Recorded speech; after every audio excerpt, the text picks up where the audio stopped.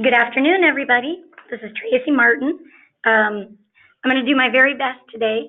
My voice is giving me a little bit of trouble, but I've been trying not to speak just so I'd be able to speak for today's webinar. So we launched a poll. We're going to give you guys a few minutes to respond to that, and then we're going to get started here.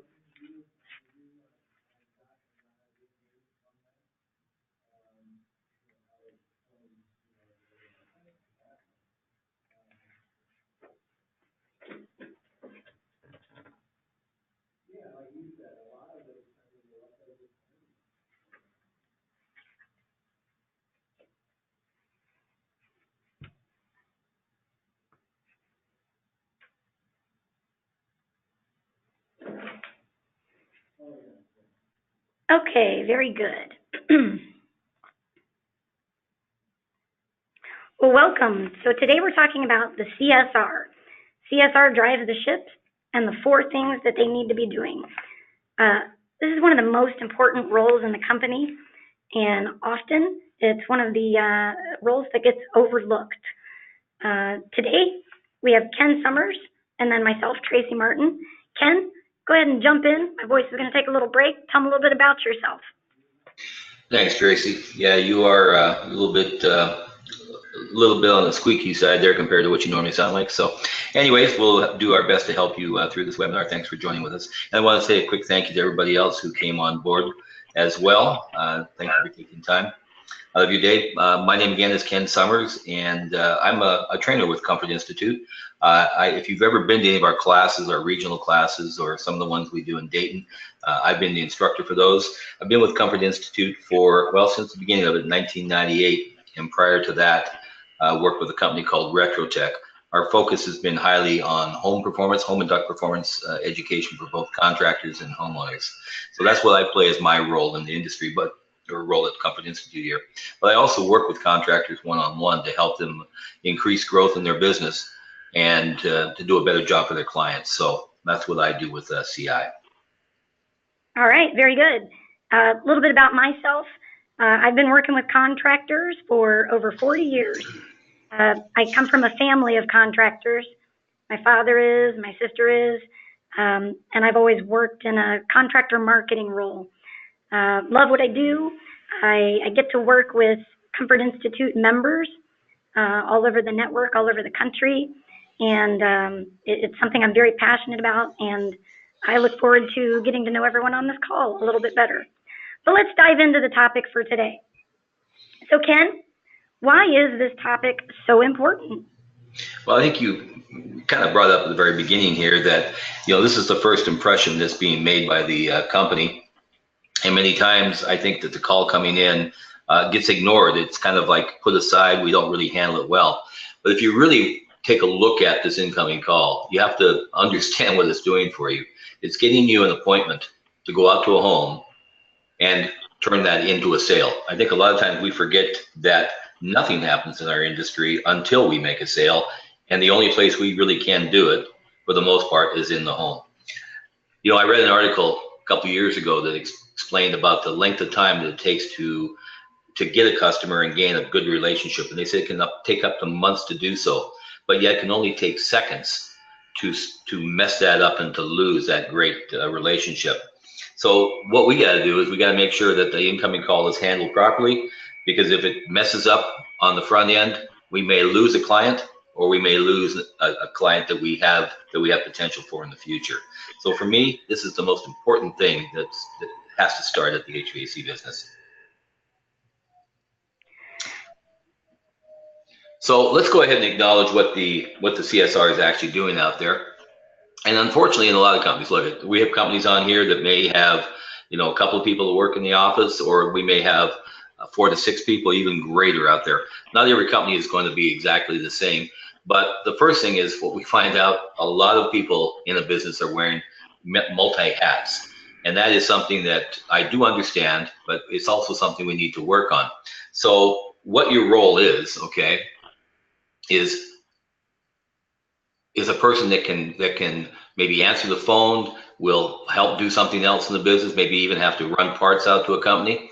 But what you are at the point of time when the phone call comes in is you are the voice for that business. I remember a couple of years ago, I was working with a client, and we were sitting down. We had the CSRs in the room, and one of the ladies, interrupted me. She says, "Well, Mr. Summers, I understand what you're trying to say here, but," she says, "you got to understand that we have other roles in the business here. In fact," she says, "I handle all the permitting, and Lucy over here, by the way, these names are made up just to protect innocent. Lucy over here, she takes care of all the ordering of all the parts that we need for the jobs. And then Becky over here, well, she handles dispatch. And so we're really busy, and it's hard for us to take the time to handle that call properly like you would like us to do it." So I had to explain to her. I said, if we don't handle that call, I said, I don't need you to buy me a permit because I didn't make the sale. That means she doesn't need to buy me any parts because, again, I didn't make the sale, and definitely I don't need to worry about my technicians because we don't have the job. So you are the voice of my company when you pick up that phone, and you've got to make sure that your first line of communication is to do exactly what they want to do. We're going to kind of talk right now on service, and then we'll move into what we would maybe handle on a sales call. That's a little bit differently. But the first thing we have to do is understand, what does the homeowner or the customer want? Well, when I pick up a phone and I call in, okay, to somebody, what I'm looking for is an appointment. So the first thing we got to remember is, let's get that appointment set. And then from that point on, we can go on. So we've got the appointment set. Now we can go back and determine what he actually needs at this point in time. Now, that's kind of just a highlight of everything. Let's kind of go back into the real four things, okay? And let's go back to the very beginning when I talked about, would you buy from your company? Go ahead and change that forward, Tracy, one more. Thanks. Yeah, I want to jump in and add something, though, real quick. When you were talking about the CSR being the voice of the company, something I'm very passionate about is branding. And I think it goes right in line with your company brand. The way you answer the phone and the tone, everything, the way you answer the phone is a representation of your brand. And so it's very important to make sure your CSRs are representing your brand well, and that you're helping them represent your brand well. Yeah, good point, Tracy. I also want to ask you something, and I don't know how you feel about this, but let's say you call up. I don't know. You want to call and make a schedule appointment with your service department for your car, and so you call up, Ed's Repair Service, and the phone this is how the phone call's handled. "Thank you for calling Ed's Automotive Repair Shop. Your call is very important to us. If you happen to know your party's extension, please dial it now." What goes through your head the first time you hear that? Well, I don't feel very important. No, I mean, if I was important, wouldn't somebody pick up a phone? Absolutely. I would think so. So I'm not telling companies they have to change it. I know it's easy, and sometimes, it's just a direction we want to go. But personally, that's not how I like to deal with people. That does not set a good tone with me right from the get-go.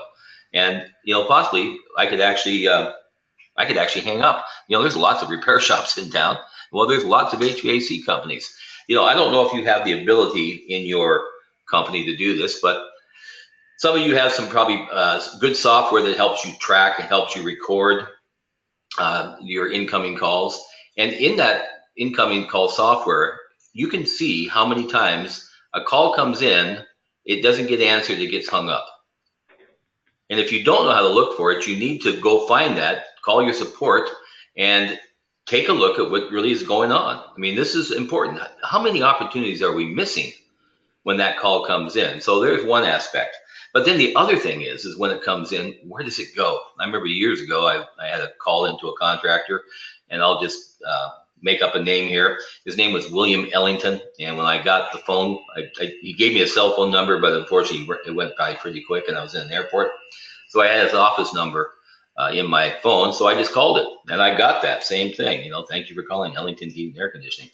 Well, finally, after about 3 tries, I finally got to the young lady who answered the phone, and they went something along these lines. "Thank you for calling Ellington Heating and Air Conditioning. My name is Heather. How can I make you smile today?" Well, I won't tell you what the first thing that went through my head was to say to her, but I said to her, "Can I talk with Bill Ellington, please?" And there was a long pause.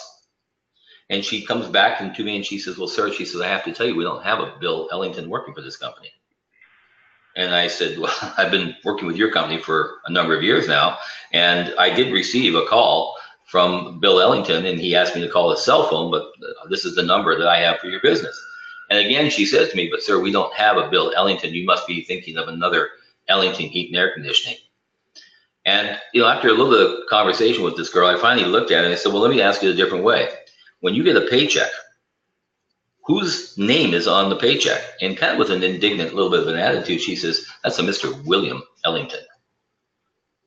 That was the first response I got from that company. That's my first impression, okay? So when that phone gets answered, who is the person that's going to pick it up?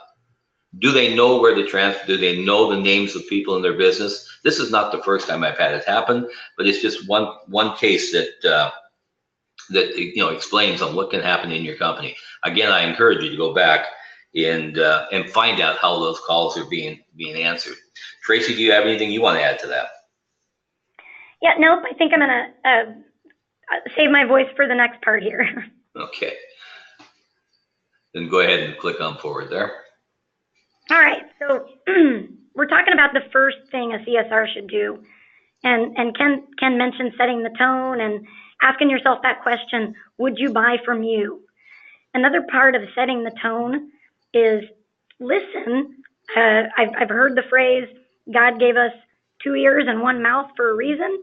And it's true right here too. So it's important to listen to what the customer is saying. This is where scripts can get dangerous.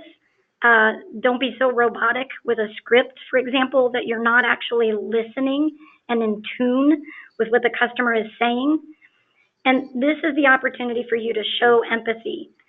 You really need to put yourself in their shoes, see their world from their perspective. Take a moment to understand their feelings.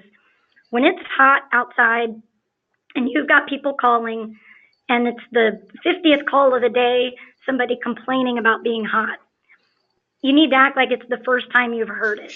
Because for that customer, calling is the first time they're having that problem, and that problem is real to them at that moment. And so that's an opportunity for you to show empathy, appreciate the situation, appreciate them as human beings.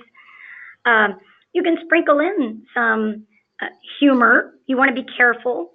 You don't want to spend so much time small talking and chatting it up that you're not addressing their needs. But be a human. Show empathy.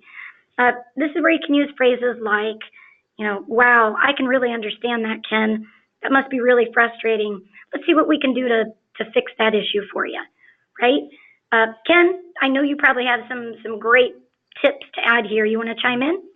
Sure. Again, the empathy is great, and you want to have time to talk to them. So that also means, if you click to the next slide here for me, when the call comes in, what is that person going to do to handle that call? So the first thing, if you're going to take some time, what we can't be is always being interrupted. Look, if you're an HVAC company, if it's hot outside, it's cold outside, the phone is going to ring. But the CSR is going to be talking to a homeowner, and that should be her priority, not doing other things. You guys who know me, we've got a lot of clients here today, you know that I travel all the time. And in fact, it just happened this week. I was doing a class in Sarasota, Florida, and I walk into my hotel, and as I walk in, there's a young lady behind the desk. And she says, thank you to the Holiday Inn Express here tonight. You checking in? And I said, well, yes, I am. And she says, can I have your name? And before I could even give her my name, the phone rings. She says, excuse me. And she picks up the phone and she starts talking to somebody on the phone. Now, I'm the client. I'm there first. I'm standing in front of her. And she goes off in a different direction. She was giving rates about the hotel. She was giving directions and how far it was from the airport and how they could get there. In the meantime, another call comes in. She hangs up for that one and she picks up the second call. I have to admit, I was pretty frustrated. Now, I do understand it's not her problem because they don't have a system in place to handle it.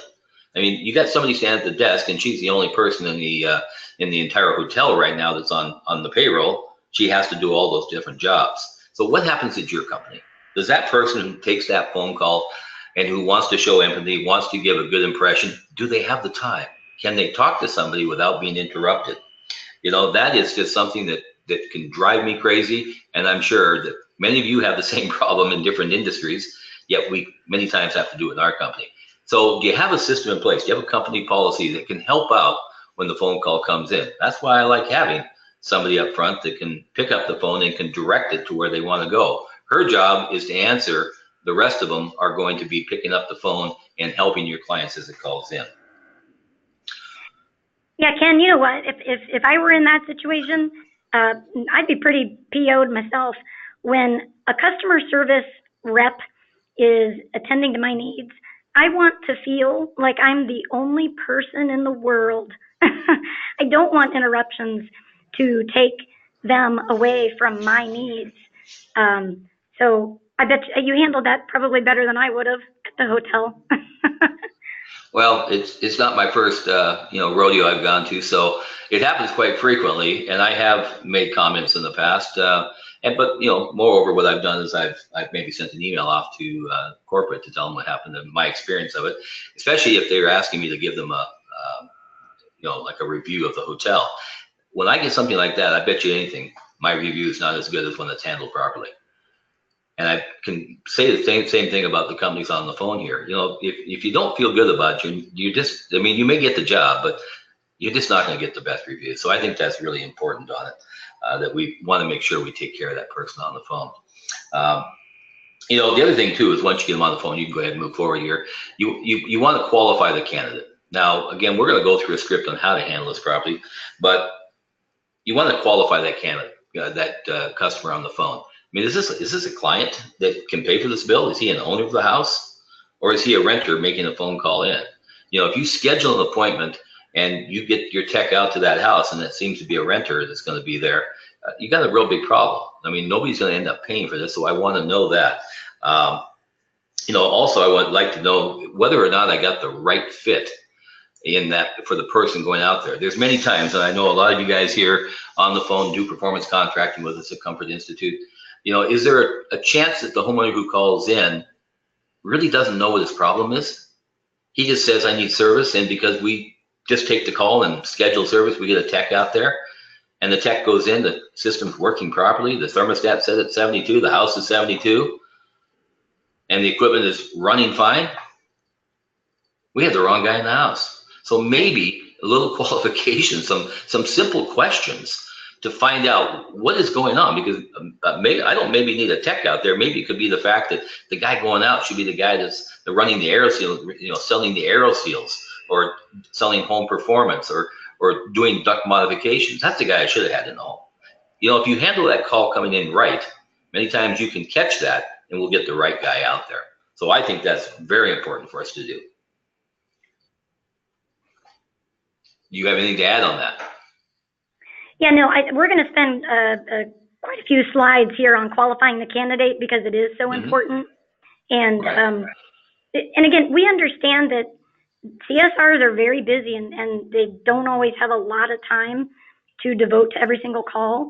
But just asking a couple of the right questions can make a really big difference. And then I think this next slide, Ken, I love the way you talk about this next slide. So let's just get right into this next one. Okay. So, know your market. You probably should have on your wall somewhere in the office, an area of your market that you work in. You have this area that's outlined, and this is where we take calls on for. If it's past that, we don't go that far out. We want to stay within our comfort range when we drive, and we don't want an hour and a half of windshield time out there. So we probably have our market area. If you don't have one, you need to get a big map on the wall that shows where you work and then where you want to be in that area working at. But the other thing you also want to put on there is what side of town do I want to be on?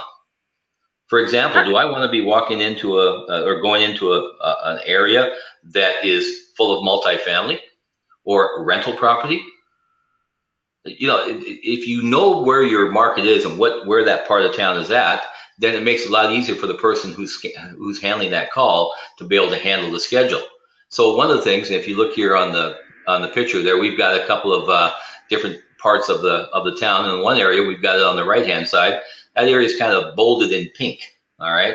Well, pink is my good area. That's where I really would like to have my technicians going to. Look, I don't know how many techs you have in your business, But let's face it, if you had 2 techs, I got 8 hours worth of work I can sell for each of them. And if I take 15 phone calls in and schedule 15, and somebody's going to get, at the end of the day, not going to have it done properly. But maybe if you look at what's going on, where the call comes in at, you can help yourself dedicate of where you want to be. In fact, I remember years ago, one of my clients said, he says, if I get a call coming in, I've already got my day scheduled. And I've got maybe a landlord over here who I don't do much work with. And he always argues with me on the price, but I need to fill in a slot. So I had my tech scheduled for that. But I get a call in, and it's from the pink area of my town. And he said, I know it's a family that, owns their own home. Everybody over there is fairly, I'm not going to say affluent, no one's rich, but they pay their bills. And when we go out, they want us to do the work. If I get that call in, maybe I should think about changing that call that I had and put my tech into the better area. So I don't say you have to do that, but when you're busy, you want to make the most out of your calls. So know your market area, and on your map of where you're going to be in, put the areas that you would rather not work in. So this helps your CSR. Now, the other thing you also have to do is you got to give them a checklist. Okay, we talked about the incoming call and asking questions. Do you have a system in place? Do you have something that helps remind them? Look, they're busy, they're doing other things. They take the call, and it's so easy to forget something. I'm a big fan of having scripts or having forms that they can fill in the blanks. That way, we don't forget something as we go throughout it. So that's part of the message that they really need to have is for you guys who are owners on the call here. You got to help them out, okay? If you want these 4 things done, you got to give them a system in place so that they can do a better job for you when they're taking that incoming phone call. All right, so how's that, Tracy? You got anything else you want to add to that? Yeah, no, I think you nailed it. I know when we were putting this information together, we were kind of joking about the other side of the tracks and how to approach this topic delicately. But we have dealers come in to our offices here for training every month, and it's just true. It's just a fact. There are areas within every dealer's marketplace that generate better leads, better business, higher tickets. And then the simple fact is there are neighborhoods that tend to be problematic. So we are treading lightly, but we're also speaking truth. Right, Ken? Yeah, no, I mean, the idea that at the end of the day and at the end of the year is that we need to generate a profit. And so we need to maximize our calls. We need to go to the right places. We don't want to be losing money on jobs. They're not making as much as we possibly could. And the secret is really understanding where you're supposed to be working at. I think the other thing too is, also in qualifying the candidate is you want to really solve what their immediate need is. Okay. And that kind of goes on for the next slide here. What is their immediate need? Okay. Hey, Ken. Mm-hmm. Yeah. We've got an attendee with their hand up. Yeah. But I'm not seeing a question. So I'm going to take just a second here. David Burgess, I see that your hand is raised. Did you have a question? If so, you can use the chat. The chat window. If not, I think we're gonna keep going. If I see your question come up, we'll stop and answer it. Oh, there it is. Okay, hold on, Ken. We've got a question. Okay. Okay, it says, "Hi, this is great advice. Will we receive a copy of the slides and this recording after the presentation?" Absolutely, yes. Yes, you will. Yeah, I've had a couple of people ask me that who've called me on the phone, and we do record these.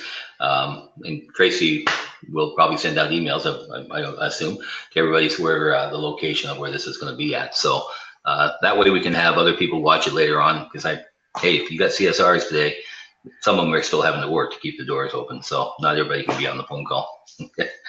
So the other thing too is that I want, and I think is I go back to what is their immediate need. If you got the phone, they call in, what's the immediate need that they want right now?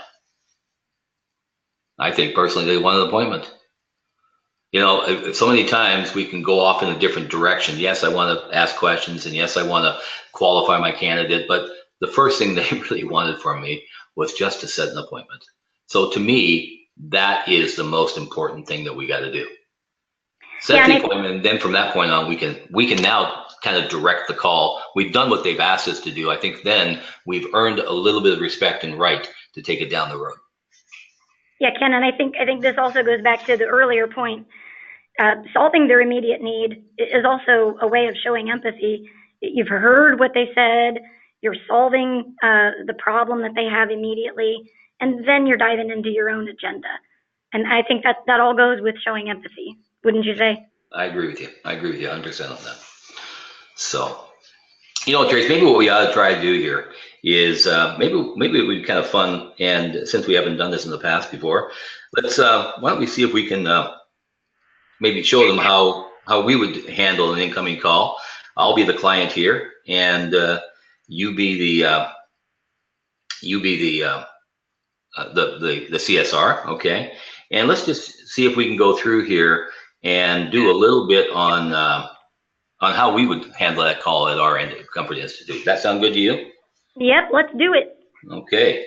So I've got all kinds of electronics in my hand here, so I'm going to wing it at my end, but you can kind of do a good job at your end and see how we go from there. So. All right. Ring, ring. Hi, thank you for calling Apple Heating and Air Conditioning. This is Tracy. How may I assist you today? Hi, Tracy. I'd like to make an appointment to have a technician out to my house. Yeah, you bet. Can I get your name and address real quick? Sure. My name is Ken Summers, and I live at 1412 Elm Street Court. All righty. Let me get you over to service with your info. If you don't mind, I'm going to put you on a brief hold. Great. Thank you very much. You're welcome. Thank you for holding, Mr. Summers. This is Bobby in service, and I can have a technician out to your home in the next hour, around 1:30 if you'd prefer. If it doesn't work, go ahead. Yeah, no, I was going to say, Bobby, that would work great. I'm kind of sitting here sweating in this house right now, so I'd like to get them out as soon as possible. So within the next hour would be great. Is there a cost to have the technician come out to my house? Well, our trip fee, which also includes 15 minutes of diagnostic, it costs $89, and all the other work will be presented up front, and we're only going to proceed upon your acceptance. So sorry, my throat is, I got you scheduled for 1:30, and if you've got an email that I can use, I'll send you a confirmation. Great. My email address is ksummers@yahoo.com. Very good. All right, and then just to speed things up, when our techs get there, if I could just have a little bit more information from you, it'd be great. Sure. Yeah, I've got some time here. Okay. So Ken, tell me a little bit about the problem you're experiencing. I heard you say you were sweating. Yeah, last night I went to bed, the house seemed fine, the air conditioner was running. Today I got up and it just, I haven't heard it kick on. I haven't heard it start to run. It just seems like it just kind of quit on me somewhere through the night. Ugh, that must be frustrating. Well, have you checked what the temperature for the system is set at? And can you tell me what the temperature in the home is?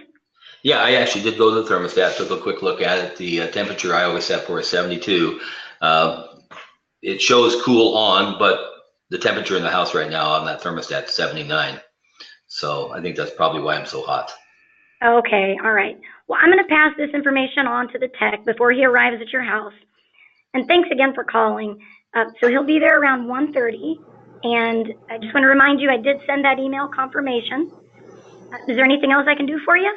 Nope, that's great. I'm looking forward to seeing you guys, and hope he can fix that problem quickly when he gets here. All right. Well, thank you for calling Apple Heating and Air Conditioning. Thank you again, Tracy. Now, how Tracy handled that there was perfect. Of course, your voice is cracking up a little bit here. It's kind of hard for her to talk, so I appreciate her doing this for us. But, what she's done for me right now, she handled my first immediate need. I need an appointment. I got one. Okay? At that point in time, what I called for is gone. Now she has the right. She's earned it to ask me some questions, to find out what's going on. She showed empathy. She wants to make sure that the technician has the information so I don't have to repeat it all over again. That's a frustrating thing for me. I call in about a flight or something like that. And are you calling about this flight? They ask my name, and then it transfers me to somebody and they go, can I help you? and I Ugh. have to repeat everything again. So what's your system here? So Bobby here took the information. She's got it all set. She sent me an email, okay? And then she's asked questions, and the technician, does he know when he pulls up to the home what's going on? If you don't have a system in place for that, okay, we need to generate one. That tech shouldn't walk up and say, well, Mr. Summers, what seems to be the problem today? The second thing I just had was, well, Bobby didn't do her job right. I gave it to her. Why didn't she pass it on? Again, that's a frustration at my end. And I don't Right. like it. I'm sure most other customers don't like that as well. It's like, So, Ken, it reminds me of when you go to the doctor, right? You call, you tell them you're not feeling well.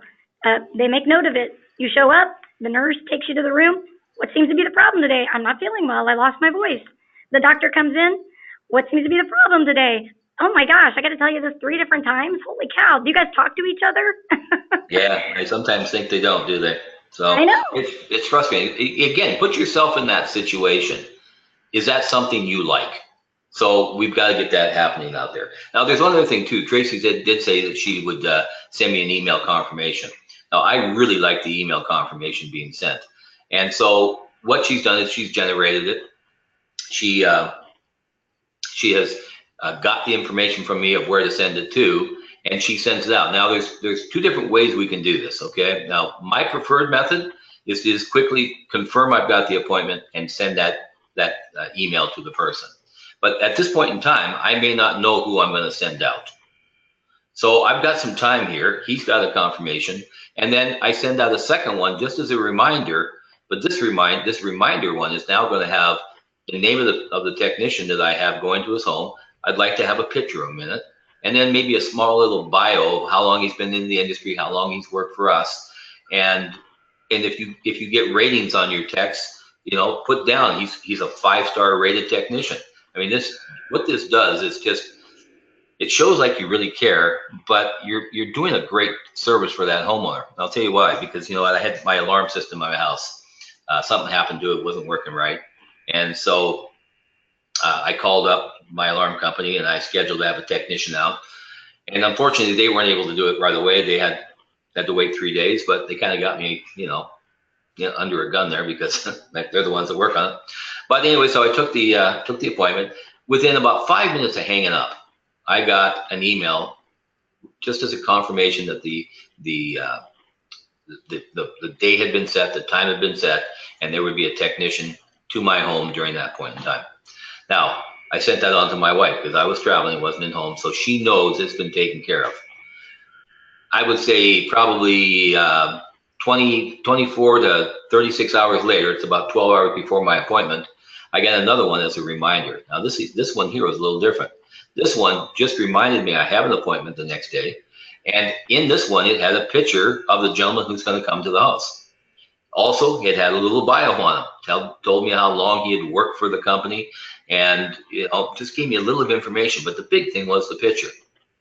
I forwarded that to my wife. She actually made a comment to me. She said, that was really nice. Does everybody do that? I said, do what? She says, everybody send pictures of who's coming to the home. She says, when I got a knock on the door and I opened up the door, I recognized him.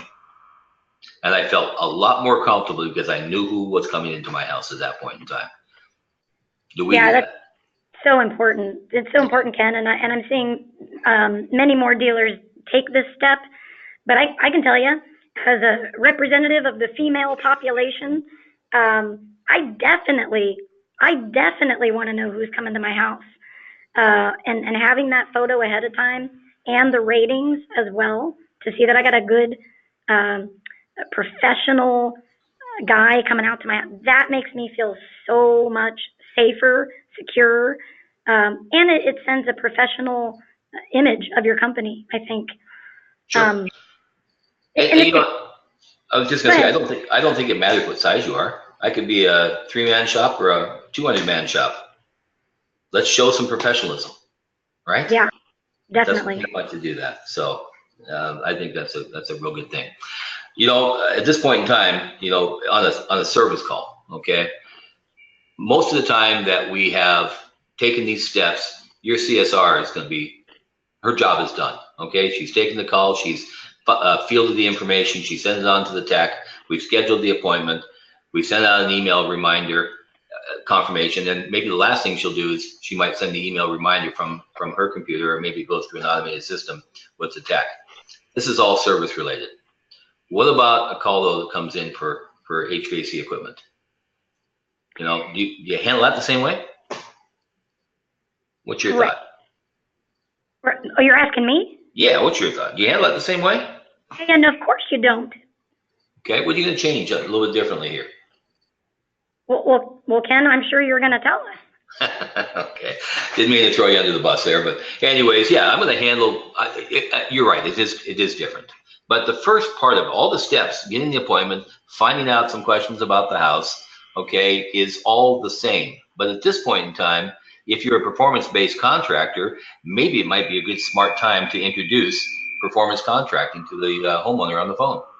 Look, if you're a member with us, you guys have got lots of third-party credibility that you can send out to them. We've got videos. So my question to everybody who's listening as a CI member, do you have our videos linked to your website?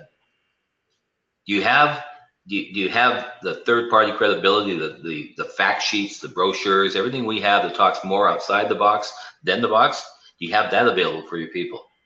The CSR, when they take that incoming phone call, can also be the first one to help set up performance contracting before they get into home. It's handled very lightly. It's brought up as by the way, did you know that we also can provide this? Or has anybody talked to you from our company about doing negative pressure testing? When you get that type of a question asked, more than the most answer you're ever going to get from somebody is, what is that? Well, if you get a what is that in sales, guys, what that is it's permission. I got permission to talk about something other than just setting that appointment. Train your CSR on how to do that. We have systems in place that can help you do that as well. And again, on this one, we're going to send out the email confirmation. But on this particular one, we probably know who our comfort consultant is going to be. All right. Now, the important part about this, and this is something that a lot of comfort consultants, and if there are any on the phone here or on the webinar today, I apologize, they don't like when we set the appointment for them. They would rather have control of it.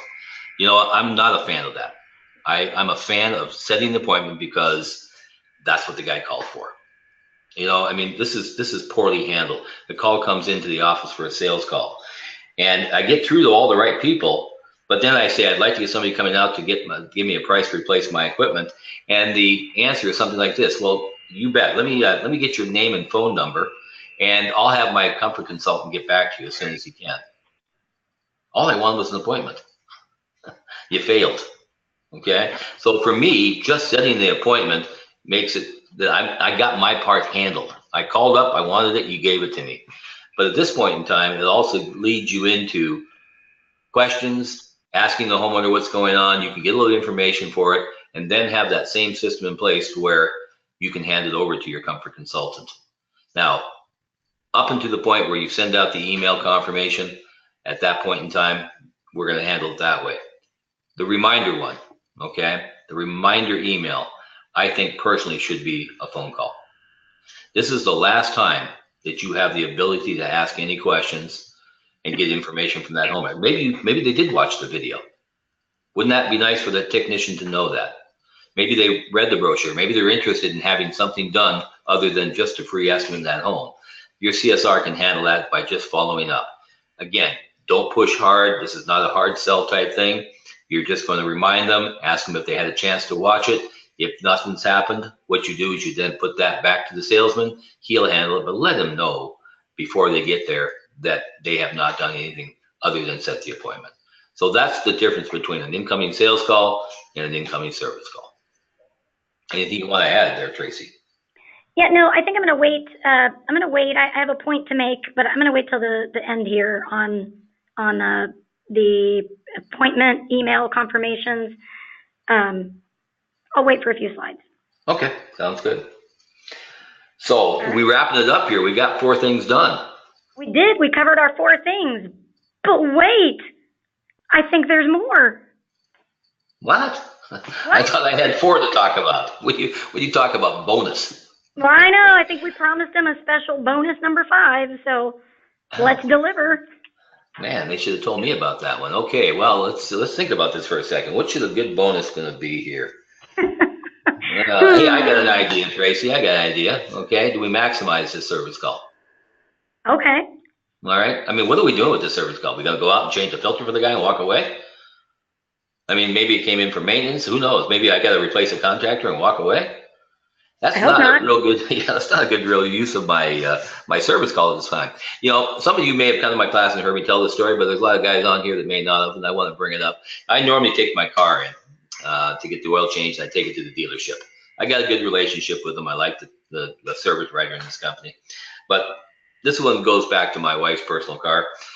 And I've been trying to get her to take it in, and she hadn't. And so one day I come home from being on the road, and it's Friday night late, and I saw in our newspaper that there was a special running downtown at the Firestone store with an oil change in 1995. Anyways, I took her car in at 9 o'clock in the morning to get the oil change. I walk in the front door. There's a young man standing behind the counter. This part is actually true, Tracy. His name on his shirt said Stephen. So I just looked at him and said, "Do you go by Stephen or do you go by Steve?" And he kind of looks at me with this little bit of an indignant look on his face, and he goes, "It's Stefan." Oh, okay, Stefan. Sorry about that. Anyways, he writes my information down on the work order, and I throw him the keys, and he said, "There's a coffee shop up the street." So I walk up, and I come back. I haven't been gone 20 minutes. My car's been moved. It's in a different location, so I'm assuming they probably took it in. They got the oil change. I walk in. Stefan sees me come in the door. He grabs my work order. He says, "Mr. Summers, we've got that all done." So I walk up, and he turns it around, shows me what they did, change the oil, put the filter in it, so on and so forth. Price is going to be $21.86 with tax. And so I just asked a simple question, "Stefan, when you had that car in the air, did you take a look at the brakes and tell me what they look like?" And he says to me, he says, "Mr. Summers, this is a $19.95 oil change." He said, we don't check brakes." I said, "Well, what about the tires? Did you have to look at the tires on the car?" He again looks at me and he said, "This is a $19.95 oil change. We don't look at tires." I said, "Then chances are, even though the thing was in the air and you had to walk under it, you probably didn't look at the mufflers. Am I correct on that?" And one more time, again, with this little indignant attitude he had, was, "It's a 1995 oil change. No, we don't." And by this time, I mean, sometimes I don't say anything, but this time he had kind of upset me a little bit. And so I looked at him and I said, "Stefan," I said, "I don't want you to take this personally, but you're a moron." And he looks at me with this funny look, and I turned around, and I pointed up there on the wall, and it says, "We sell tires, brakes, and we also sell mufflers." I said, "You had the perfect opportunity. You got paid to run a sales call on my car, but you looked at it as a $19.95 oil change. Do we do that in our business? Are we maximizing it? When the technician's in the home, is he got a system in place?" Can you flip to the next slide there for me, Tracy? Is he got a system in place that helps him help generate leads for you? Okay. We want to go beyond the box, as we say, for sales and equipment, but we also want to go beyond the box in our mindset of how we handle the service call. We spent a lot of money to get my guy there. We trained the people in the office to handle it properly. They did their job right. But when my tech gets out there, are we really maximizing at that end? So we've got a survey system at CI, but anybody can create any type of a survey they want. But my big thing, I call it the 3 L's for my technicians. Okay, my first L is to look. Let's take a look at what's going on in this house. I mean, do I have apparent problems with duct leakage? Do I have a half an inch of insulation in the attic? I mean, look around and see what's going to affect how that system is going to run. Is there going to be issues down the road? You got dirt coming off of the insulation. Obviously, we've got some duct leakage going on. I mean, these things, we can see it every day. I mean, I get texts sending me pictures of things now that they look for when they get into the attics and they get into crawls and they get into basements. Listen, okay, so many times a homeowner may make some comment to you and we let it roll right off of our head, off the back there, and we don't even pay much attention to it. It's outside of my comfort zone. Okay, and then the other thing is, I call it logging because it's the 3 L's, but write it down. Okay, not every technician is going to want to sell for you. Okay, some are good, some don't like sales in general. Okay, so not every technician will be that for you. But if I have a system for him to write something down, he can generate a lot of leads for me. So look, listen, and log, and have a system in place that generates this. And then there's other things you want to be looking at. Static pressure. I mean, how many times do we go into a home that a technician has never taken a static pressure gauge out and just tested static pressure? Static pressure is probably the easiest conversation starter I've ever had. And I'm going to tell you, 99% of the time, every system I walk into is high. So why don't we look at it? Why don't we educate them? Maybe the homeowner says, can you look at the room? It's uncomfortable. You know, these are things that happen every day in the businesses when we get into the home. And are we actually capitalizing on it? I think if you look at your business and you truthfully ask yourself these questions, you will say, no, we're probably letting a lot walk out the door. We're letting it slip through our fingers. You know, the only thing that Stefan did for me was he gave me a feeling that I will never darken the doorway of a fire sale store. And that was it. Okay.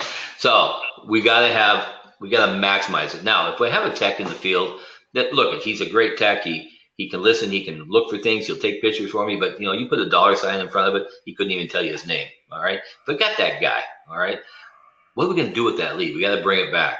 So at Comfort Institute, we kind of generated a new position out there, and I call it the CSA. This is a little bit different than the CSR. This is a CSA is a customer service advisor. And where I kind of got it from is taking it into the dealership, my car into the dealership. I got a guy there. His name is Mike. He's a service writer. Mike's job is not to be a service writer. Mike's job is to be an inside salesperson. And everything that the technicians bring back to him, okay, he will then approach the car owner on, and he tries to sell the repairs to them. We need a guy like that in our business. Okay, somebody trained on how to call back, follow up, get the homeowner, involved in the phone, try to schedule other work to be done. That lead is too important to me. I can't let that go by.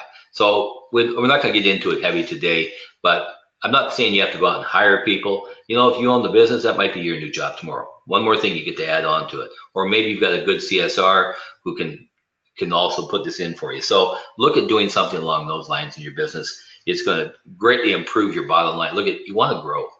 So the thing you got to do is real simple. You got to get into the home, and then you got to maximize when you're in that house. I think, by the way, Tracy just mentioned that we have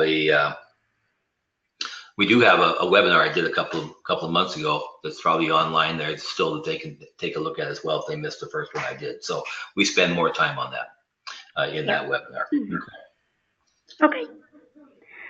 So Ken, I think because most of the attendees that are with us today, we did a little poll at the beginning, most of the attendees are in fact CSRs. They might be looking at this bonus number 5 and thinking, well, I don't get it. How does this apply to me?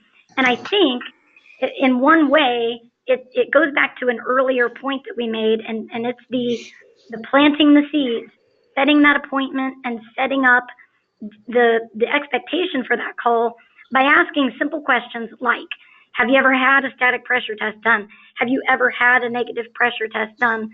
A few pre-appointment education steps can go a long way. But then it goes back to the owners that are listening. There does need to be a system in place. As an owner, you need to send a message to your service techs that when they go in for every service call, don't make the mistake that Stefan made when Ken was telling you the oil change story. Maximize every single call. You're in the home. That's the best opportunity to introduce other services.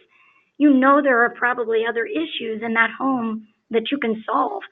Ken, chime in because I feel my voice is going on me. So chime in here. All right. Well, listen, I think Tracy, you're right, and I know you can tap twice for yes, and you can tap once for no. Okay, I'll let you do that for a few minutes here.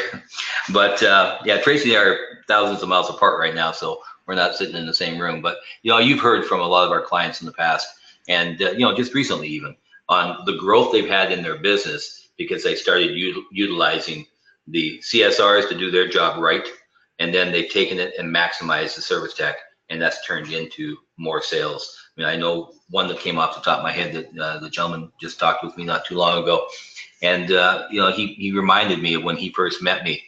He was doing just shy of $900,000 a year, but he grew his business within 1 year by offering home performance and looking at things through his techs and then getting back into the home. His next year, he went to 1.7 million. That's a lot of money to grow. I'm not saying everybody can do that, but the first year you get involved or you start doing the utilizing your service calls and handling the incoming call properly. But how many guys on here today would like to have grown your business by $200,000, $300,000, $400,000 last year? I would venture to say that everybody would like to at least have that. Okay, so the big thing, guys, is that we can grow business. I've heard so many people say, I'm trying to get to that million. I almost get there every year, but I just haven't popped there. I'm trying to get to 2 million. Okay, you want to grow your business? Start with the very basics. Handle your incoming phone call properly, and that will grow you immensely over the next 4 to 5 years. So we can help you, okay? If Tracy, you already got it up there, I'm sorry. We can help, okay? So at CI, if you're a member, let's take advantage of what we have as a membership. We've already got scripts made for your CSRs. Now these scripts when you start looking at them, scripts are a great track to kind of get you an idea of what you want to say. But that doesn't mean you can't change things around. I always joke, can you imagine way back in the 30s when the big movie was made out there, this young actor's reading the script and it says something like, well, miss, I have to say that I don't really care. But when Clark Gable came out in the movie, he said, well, frankly, Scarlett, I don't give a damn. Same connotation, just a different way of putting it. So take our scripts, put them into words that you would use, okay? And we've got brochures, we've got fact sheets. But one of the new things that we just want to bring up real quickly, we're developing, Tracy and a few more of our staff, Andrew and Justin in the office, they're putting together what we call as a learning center. They're working hard on it. We're going to put it together, but the learning center that we have will have interactive training for everyone in your business. This isn't just going to be technical. We're going to have interactive training for your CSRs. We're going to have interactive training for your salespeople. We're even going to have interactive training for the owner, okay? Because what happens in our business is every single day, because we are reactionary, I think sometimes HVAC can get in our way. So hopefully with this new learning center coming on, we can help you take your business and grow it. I'm pretty excited about it, and we look forward to launching that here in the near future. So keep your eyes open if you're members. You know what, Tracy, I'm going to throw you under the bus.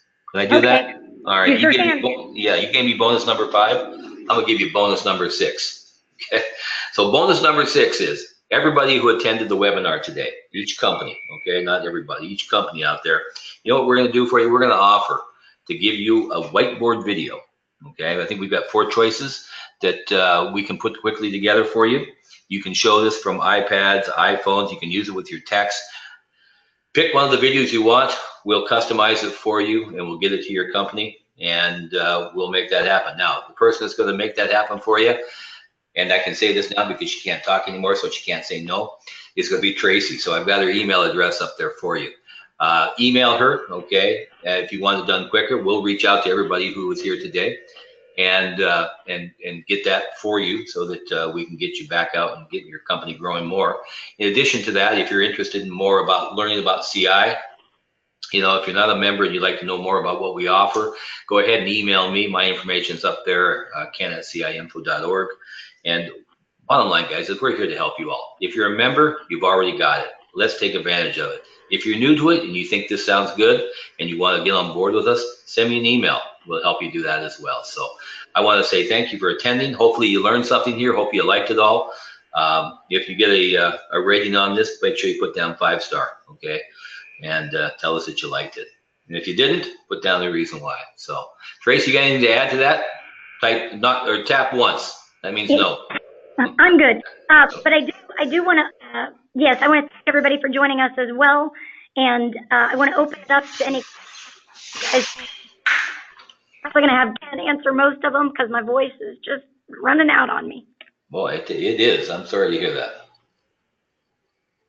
So if you guys have questions, go ahead and click on the question window, type your question in, and we'll get it answered. Now, I know we had a question earlier from Jessica, and let's see here. She's asking, are you saying to control the call, you book the appointment before asking questions? Yes, that is correct. You want to book the call because you can always cancel the call. You can always change the call. But you haven't earned the right to ask any questions until you've done what their immediate need was, which was to book it. And all it takes is just asking about the time, getting their name, getting the address, and boom, we're done with that. Now we can ask. And if you say at that point in time, well, it doesn't sound like we can help you, I'm going to go ahead and cancel that. I'm okay with that. Okay. If it's something beyond what you want to deal with, or maybe you find out it's a renter, that's okay. If it's a renter and he's not the owner of the home, you don't want to run that call. Just explain to him at that point in time, and all of a sudden your window opens right back up. But I want to make the appointment first. Just handle that one, get it out of the way. That's what I called you for. All right, very good.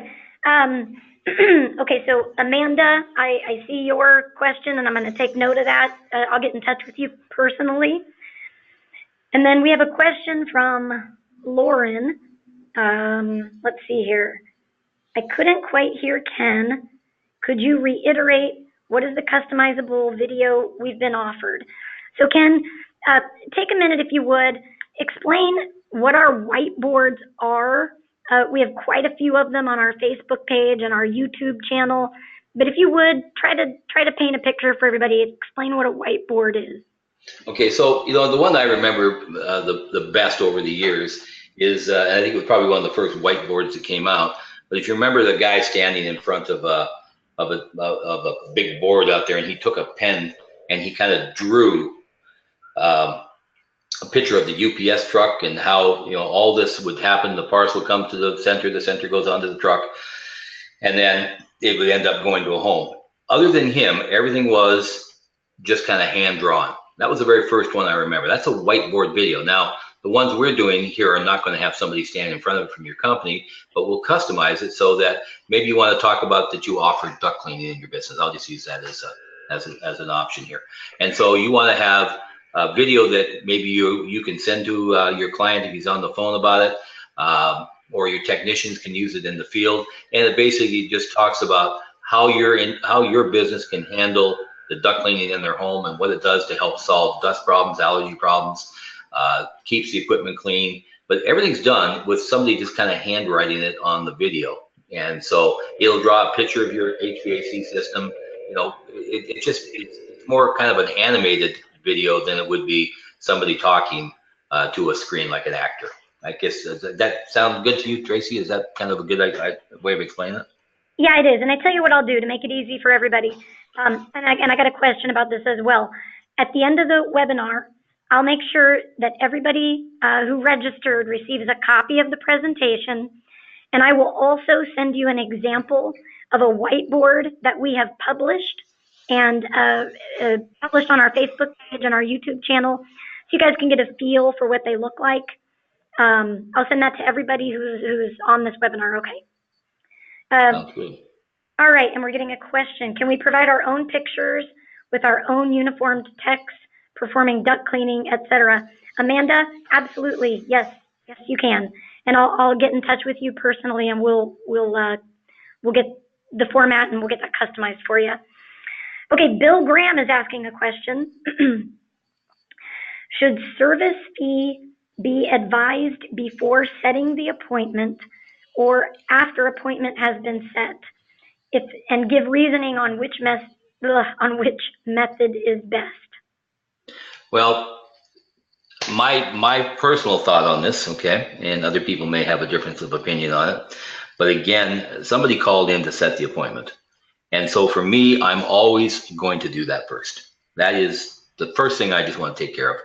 I want to solve his immediate need, which was that one. He didn't call me up and ask me for a price. He didn't call me up and ask me for anything. He calls me up and says, I'd like to have somebody come out to my home because my air conditioner is not working. So I'm going to set that appointment for him. Afterwards, sure, you bring up the fee. You want him to know that there's a diagnostic fee, a trip charge, however you guys explain it in your business, and that he is well aware of it before my tech shows up. Okay, the homeowner may ask for that ahead of time, and you don't have to bring it up as yourself, but if he doesn't, then you also want to bring it up at that point in time. But you can, because you've earned the right. That's how I look at this. I did what he asked me to do. I solved his immediate problem, and now I can take it forward from there. Again, like I think it was Jessica asked me, you want to set the appointment before you ask questions. Sure. I mean, again, this whole thing is that I can always cancel, can't I? But yep. you know, once I haven't done their thing, they may just even go away from me. So that's my personal take on it. Okay, guys. I always joke at my classes that comes from right out of the book of Ken. Okay, I'm not going to say I'm always the right, okay, way of doing it. It's just my personal way of liking to handle it. Yeah. Okay, Natasha, I saw your request to use a different email address. I've made note of it, and I will. Now we have a question from Quentin. Okay, Ken, this is a big one. Hopefully I make it to the end of it. Okay. If a customer asks for free on-site estimate for a new system, however, they reveal that their time frame is beyond 30 days, should we or should we not send the salesman for an estimate? If you suggest no, then how do we break that news to the customer who wants the free on-site estimate? Ooh, I made it. Okay. Well, Quentin, that's a tough one to handle, but I think that, yes, I want to set the appointment. I want to get a guy in front of him that is in true sales, can handle objections. I mean, they tell us on the phone that they're going to be more than 30 days. You have to remember, I truly believe that homeowners can get nervous of us if they're being proactive, which in that situation they are. The the technician is going to be looking at it a little differently. And I'm sorry, here I just had somebody coming on me, but anyway, so what I want to do is I want to get my salesperson out there, and I want to schedule that call and have him talk to him. He may be able to move that up. It may be that the defensive mode was just up in the at the time when the CSR had him on the phone.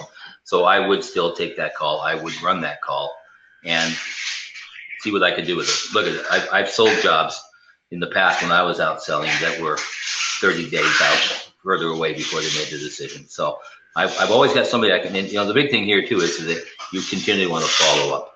You don't just leave them hanging, you know, wait for them to call you. Constantly be back out there following up with them. So personally, I would take that and I would run it.